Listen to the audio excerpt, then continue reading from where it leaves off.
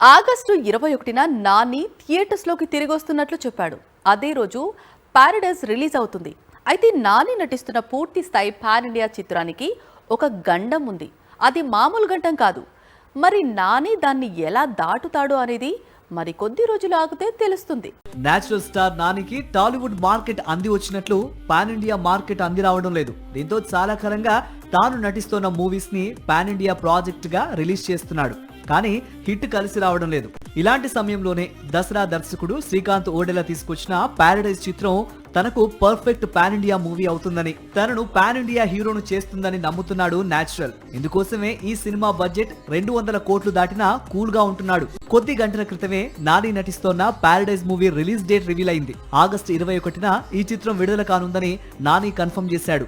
రాఖీ పౌర్ణమి కానుకగా థియేటర్స్ లోకి రానున్న ఈ చిత్రానికి పోటీగా కోలీవుడ్ నుంచి రజనీకాంత్ నటిస్తోన్న మోస్ట్ అవైటెడ్ సీక్వెల్ జైలర్ 2 విడుదల కానుందని తమిళ సినీ వర్గాలు చెబుతున్నాయి. అదే జరిగితే సూపర్ స్టార్ సినిమాతో నేచురల్ స్టార్ క్లాష్ కు దిగాల్సి వస్తుంది.